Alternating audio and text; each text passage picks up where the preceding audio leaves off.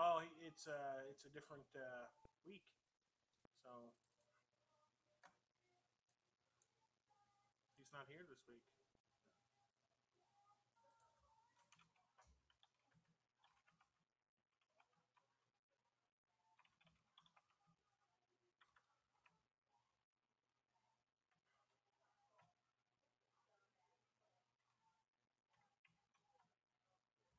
Okay, there's that one. And then the page.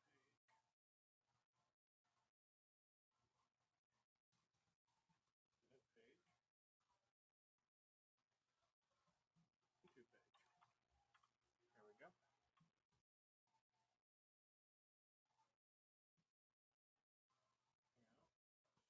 61915.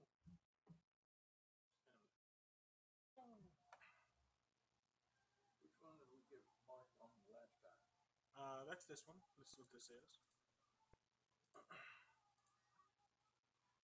We're live. I keep doing that unless I clean it off.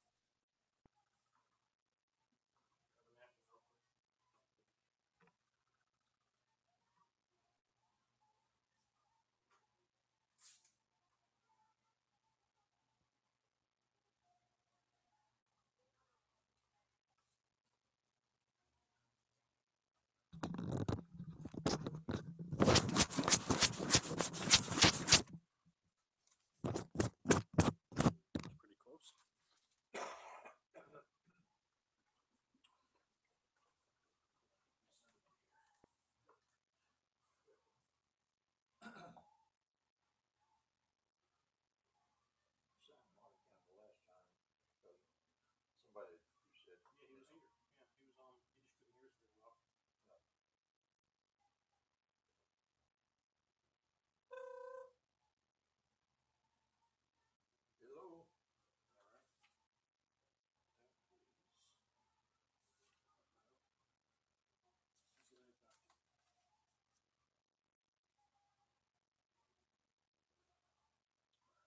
27852. All day long. Alright. There's your meeting there. There's probably Prince Johnson there about the FCC office update. That's covered in the notes that I went through with the LAB MAB meeting. Some of it I may have sent you, some of it I don't know. Yeah, we talked about this one, or at least I saw that in the email. This is from the LAB MAB meeting when, and that's actually from Rick Kaplan, but the head of the chief of the enforcement bureau was down in the Louisiana Association of Broadcasters, Mississippi Association of Broadcasters. You went to that. And is this RSI? Who is this guy? Let's see what this is. Vertical response. LBA. Okay. Yeah, RSI is doing our online safety training. And then this is the lightning protection. This is the one you sent. I got this one. Those are yours. Okay. I just, I don't remember. I print a copy. Right. And go from there. This came out as free. They talked about this, and then if you wanted, Let me move this over. this was the part that they gave for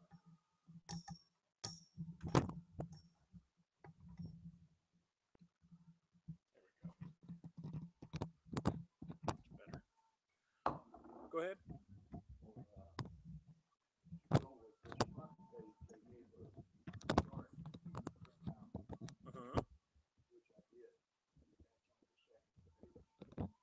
Gotcha. There we go. Now we can be seen. Oh yeah, the optical measurements, right? Yeah. How frequently you do them to keep your stuff in parameters, right? Gotcha. The two things that I have on the agenda for today, real simple. And I'll send you a copy of it.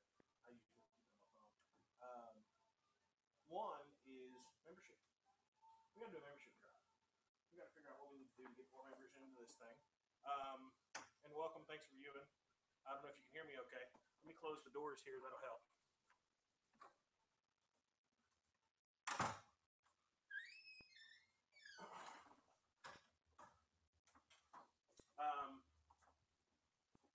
Obviously, if there's only 2 or 3 of us at each meeting, then we really have a hard time maintaining membership, maintaining our charter, maintaining what we've got for our chapter. With that in mind, I would encourage all the members to go through and see what they can do to improve membership on their own. If there's a group at church, talk to the group at church. If there's a group at work, talk to the group at work. And these are just potential viewers too. For folks that maybe want to come check it out. If they want to join us for one of the meetings, bring them with them. Kind of a bring a friend night. Another thing is, in order to increase the membership, I really want to focus on the technical school that we've got here. And BIPSI, which does some training in audio video stuff too. So it wouldn't hurt these guys to get some certifications behind them while they're in school. So for instance, join the Society of Broadcast Engineers from an educational perspective. So I'm going to reach out to BIPSI and I'm going to reach out to the technical college, the CTC, Career Technical College, and see what they've got. I think, I don't know if like one of the Phoenix or any of that kind of stuff. I don't know if University of Phoenix has any kind of technical. I know they got an IT side, which also would be right up our alley. Yeah. I know a guy that teaches at Remington. I'll check with him and see what. Yeah, check with Remington. But we've got to grow our numbers, and the neat thing is, if we grow our numbers, then there'll be more of us to collaborate and encourage and bring in. So I think that's going to be the next drive for the next 2 to 3 months, is to try and grow our numbers some, see how many we can get involved, to try and tout what we do. I'm going to try and see if I can't do a day at BIPSI once they start re-enrolling for their fall classes, to see if we can't maybe have an SBE booth or something there to hand out some materials. I think that's something that I don't think this chapter's done in a long time, if it was done. So not as long as I've been here. The other thing is that the SBE also has that junior membership, which is what Cliff White, and that's basically for educational folks while they're in high school and college. So I'm going to see also if they have a career day at some of the high schools in town. I'll be happy to go and make a radio engineer / TV engineer presentation to those. I've done that before with elementary schools and other things. So that's the first thing on the agenda for me anyway, is to talk to you guys about building membership and what you want to do for that. The other thing that I really want to discuss is, and I know we've talked about safety, but right now the Red River is a big darn deal, and emergency communications are important. And what I also find lacking in looking at the purview over Shreveport-Bossier City is that there's no joint information sharing between communications groups. And that includes the ham folks. Now, and some of us are hams and some of us aren't. But there's the ham folks, there's the emergency operations folks with Red Cross, and there's also what's called the SBOSEP office, the Caddo-Bossier Office of Homeland Security Emergency Preparedness, still run by Steve Prater, which his house flooded too. Yeah. So, but again, there's no joint communication there. And for us to be in the communication business, that's something that we really got to change. So I'm going to invite a tabletop exercise with us, or if vice versa, if they do have a tabletop exercise where they prepare for this kind of thing after the flooding recedes, then maybe they can bring us in as communications partners, or at least consult us. They're saying right now it'll be at least 2 weeks, the end of June, before we come back down within the banks, normal banks. Right. I don't know if you saw it, but at 5:30 this morning, your freighter was on the national weather. Yeah.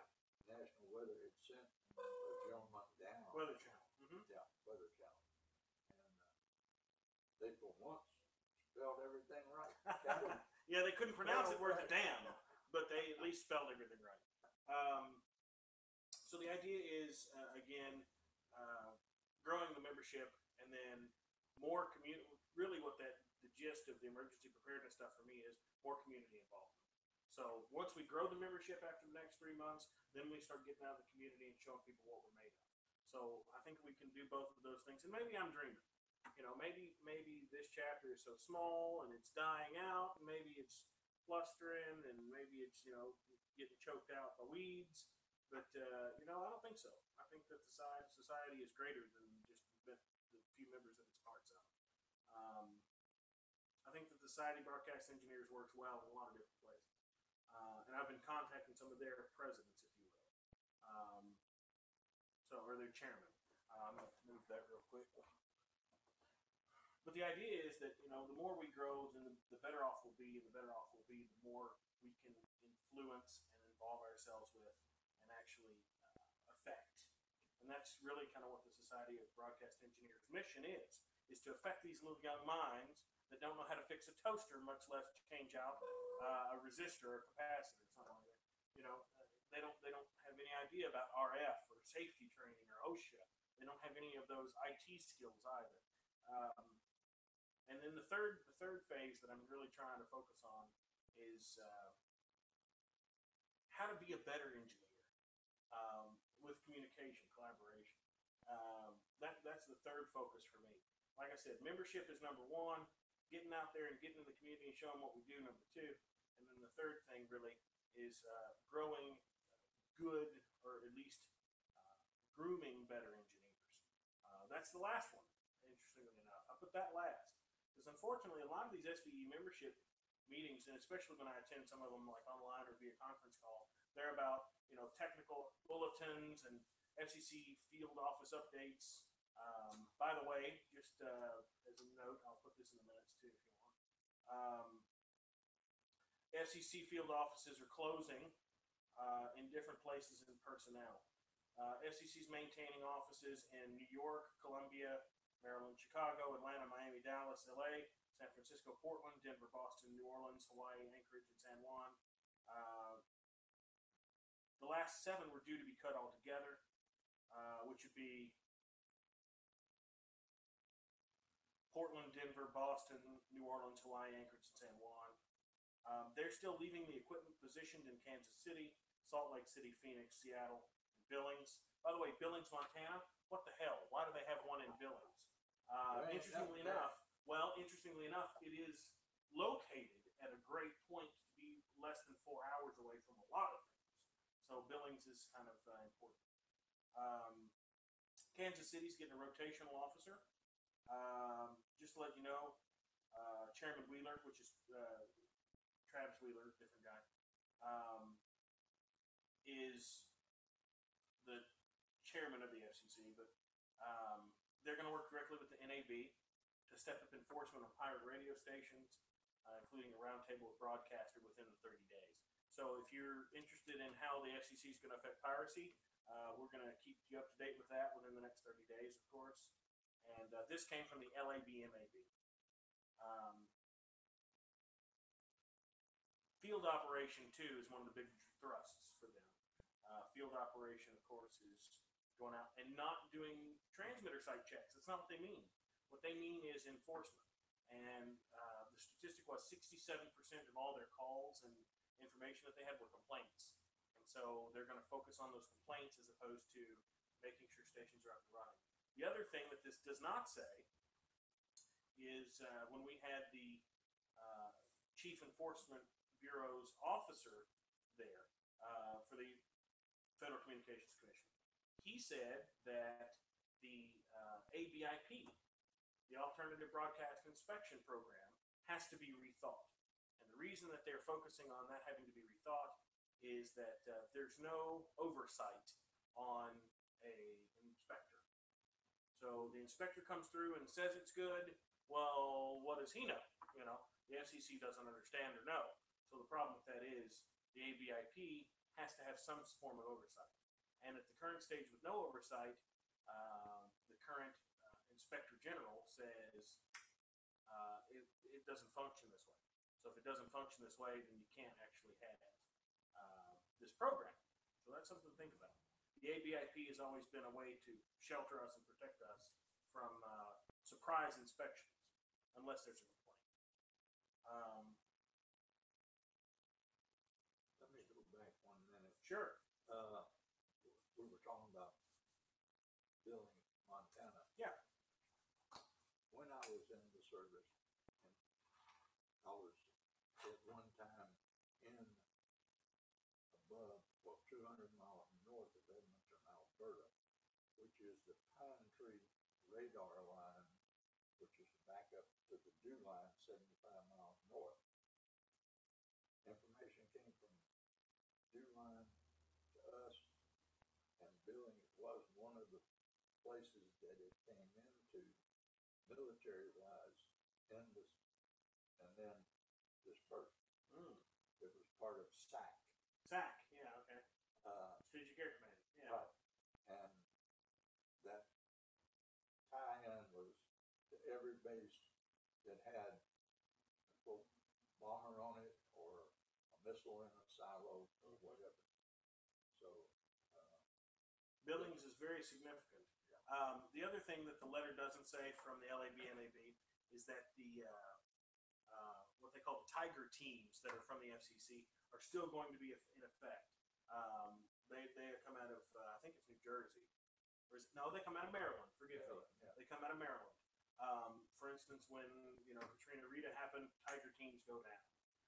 When you have something big happening, that's when the Tiger teams gets popped out. And literally, their goal is to be anywhere in the country responding to a problem within 4 hours. So that's pretty cool. Pretty cool dream. So we're going to see if the FCC can actually pull that off. The other thing that is changing is that, we as SBE Chapter 44 folks had a line to folks in New Orleans. Everybody knew, Walt, rather.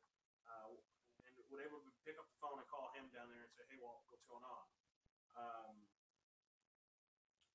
Now, the number for those officers that are responsible for that area aren't going to be published. So you're going to have to call the hotline, basically.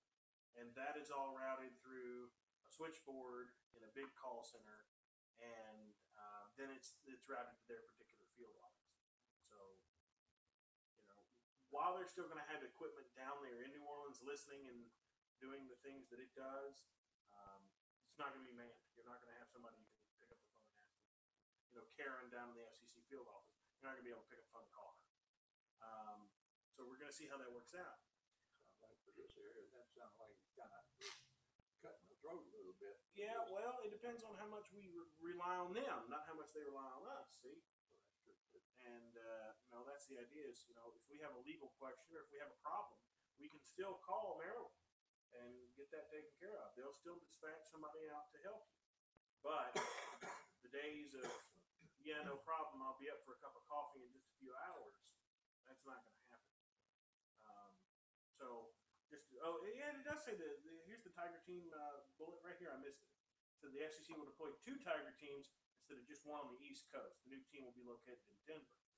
So they've got another Tiger team set up in Denver. Yeah. So again, it's strategery for field operations. That's what it is.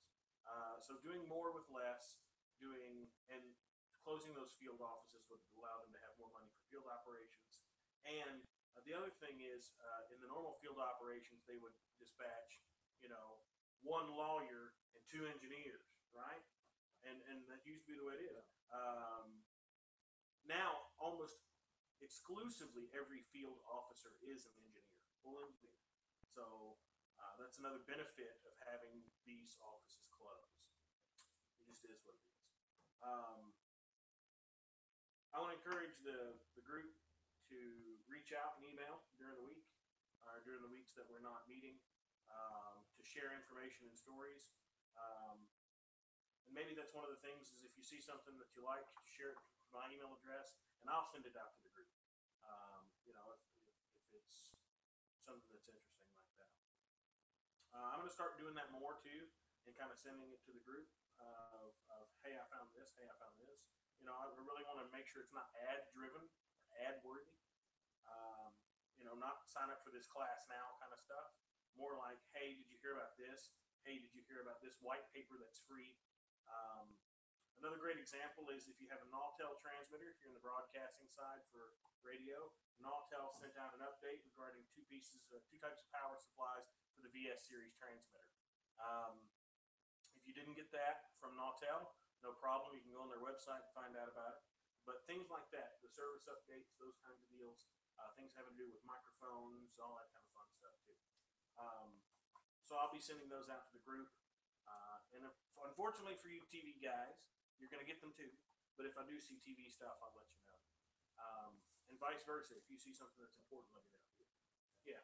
This is, Gene was pushing over to me something from Stacy Moore, which is, it's about OSHA's RF safety. And it's, this is more for RF certification or RF safety training. And if you don't have RF safety training, really, it's about $150, $130 a piece per person to go through the class. RSI actually does one, and that's the one that the SBE actually responds and prefers RSI's training. But this is a good one too. It's from Vertical Response, which is kind of it's from the LBA group. The LBA group is a group that purchases the email addresses of SBE guys. Bump the mouse there. But yeah, if you don't have RF safety training, that's one of the things people don't realize. You should have an RF meter on you. Well, none of us do that. You know, that's one of the sad things is that another great example is the Jeff Welton video that I shot at the and I'll send that out to the staff or the members of SBE Chapter 44. Jeff Welton is with Nautel, and he was talking about safety at transmitter sites. Not RF safety per se, but RF safety in it as a whole. You know, not doing calculations as much as, hey, there's a reason there's a Jesus stick there. Hey, there's a reason that they have shoes with little ohm symbols on them. It's to protect you. It's to stop from killing you. You know. One of the quotes that he said at the meeting was, "Nobody ever died from a lack of rock and roll." Right? So that's the idea. But I'll send the notes from the LAB-MAB meeting to the chapter, and it'll also include a link to the YouTube channel for Jeff Welton's excerpt. And I'll put that in the comments in this thing too. Gene, anybody that you know we need to reach out to that's sick or hurting or anything like that?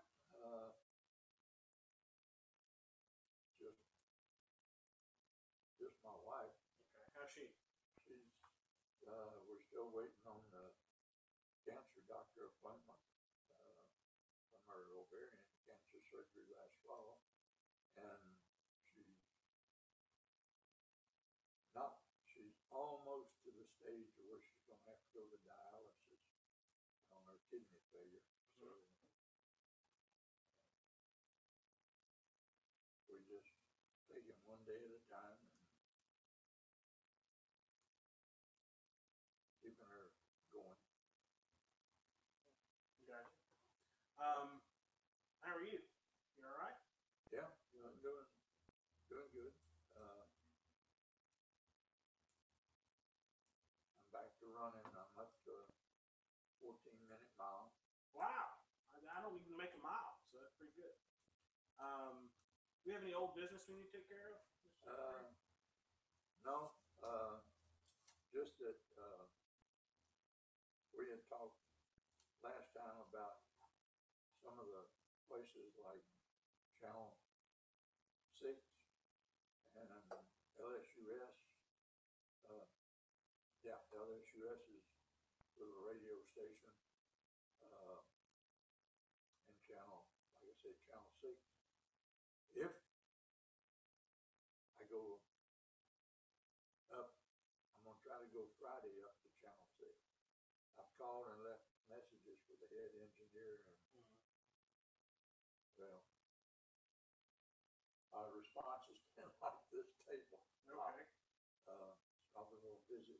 them Sure.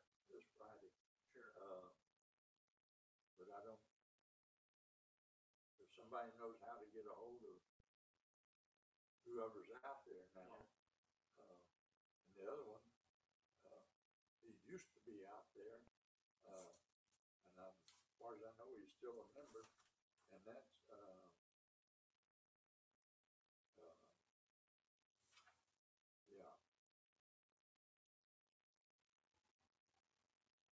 He worked at, LSUS, and then he went to the LSU Med Center. You know, Jason Bragg? Jason, yeah. Yeah, Jason's still, unfortunately, Jason couldn't normally tear loose from work at 5. But I have been in correspondence with him. He also has a house that's near the flooding areas too. Oh, good. So, you know, he's definitely excused for this meeting for that reason. But yeah, of course, your attendance is always requested. We want you to be here as a part of the group. That's why I sent out and going to new business now. New business is we set the meetings for the rest of the year. If you can't make them, that's fine. If you can make them, please attend. All of them are tentatively scheduled here at Town Square Media. If we want to do a what I call a roaming meeting or a wireless one where we, you know, maybe meet up here a little bit before 5 o'clock and run out to a tower site, we can do that. If we want to meet up here on a Tuesday at noon instead, we can change those times and dates. But I wanted to put something on the calendar for you so that you have kind of an expectation of when these things are. And I think the go to a meeting, miss a meeting, go to a meeting, miss a meeting kind of devalues that. And so we needed to kind of, you know, stick to that. Go to a meeting, go to a meeting, go to a meeting every second Tuesday that it comes around, you know, to do that. I hope that's helping out. If it's not, you know, let me know. And that's another thing is transparency. And I want you to communicate with us.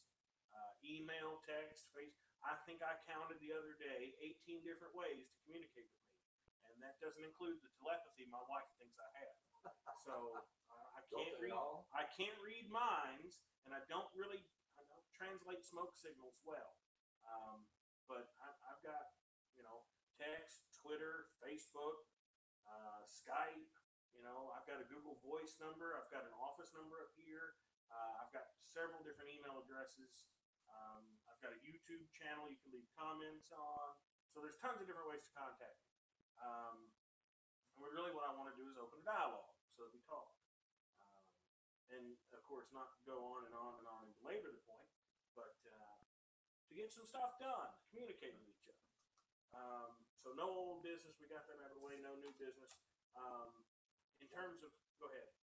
One other thing, if for some reason you did not get the new roster, and you still got the old roster, let me know, and I'll send you the new roster.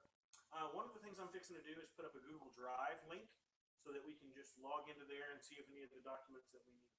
I'm going to check with the members first to make sure that's okay, if they're comfortable doing that, and then I'll create a Google Drive link with the SBE Chapter 44 email address that we have. And I'll let you know about that. I also talked to the SBE folks about setting up a website for us, about how that will be. Yep. So we talked about that a little bit too. Just a landing page for stuff like this. If we have a particular school or a class or a presenter and we film it, we want to leave it somewhere for people that are joining or haven't joined or want to see what the SBE is about, we can put it up on that link. So ideally, we want to grow this thing. Ideally, we want to educate everybody about the broadcast engineering side, of course, but also there's some fellowship that goes along with that. And so that's what I'm saying about the meetings, that, you know, we're really soliciting that you join and encourage you to participate.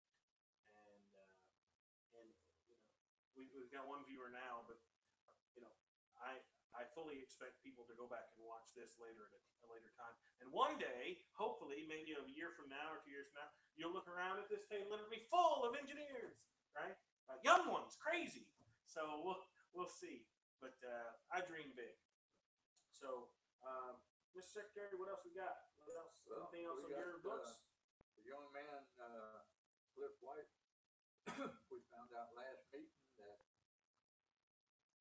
he probably wouldn't be with us anymore because he's gotten a job over in Mississippi. Yep.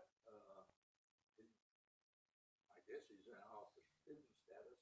Yeah, his student email's gone. Doesn't Yeah. work anymore. So that's So, I mean, that's something that he attended meetings. He was doing good. And that's what we've been talking about is getting folks to come. Maybe you've got somebody in your group at your station that wants to learn more.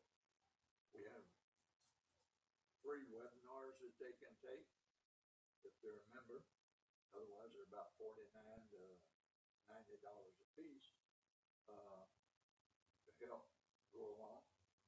And I know some folks that through the years that I've been secretary that took those classes, got certified, and got moved up the chain a little bit and moved off somewhere else.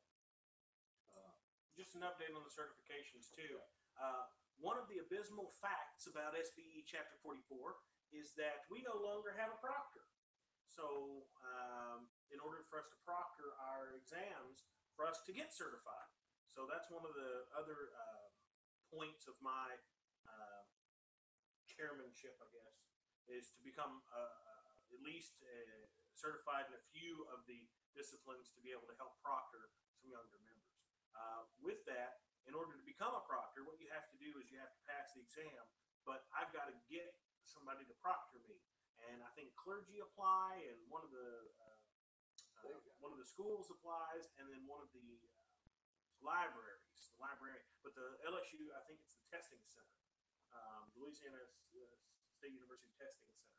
At one time they said a librarian could do it. Well, it has to be very specific.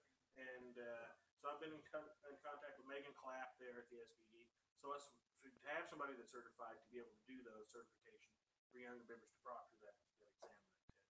So we're working on that, and like I said, I'm expecting this thing to grow. So I'm investing in certifications that I may not particularly be fond of, you TV guys, but I'm investing in those in case we have some TV guys coming up that want to get a certification. The networking stuff and the audio broadcast and the radio broadcast engineer, that's something that I'm passionate about, but that may not be the case for everybody. But that's the long and short of that.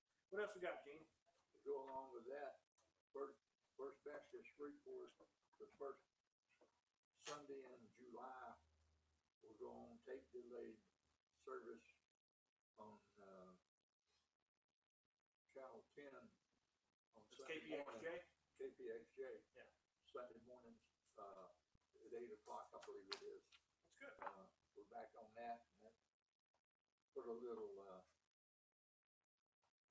making sure that you do what you're supposed to do to make it look good. Right. Because at one time, years ago, for 3 years running, I had the church services on national TV over the old Action Network for a quarter a year. So I'm having to dig back out in my memory and make sure everything is color balanced every Sunday morning and so forth. And the sound is up, working. Because I'm still running, in addition to TV, I'm running 5 different sound systems at the church. So other than that, I don't have nothing going on. Other than that, you have to play octopus. Yeah. Well, Gene, if you don't have anything else on the agenda. No, that's it. Most of what, that's the other thing.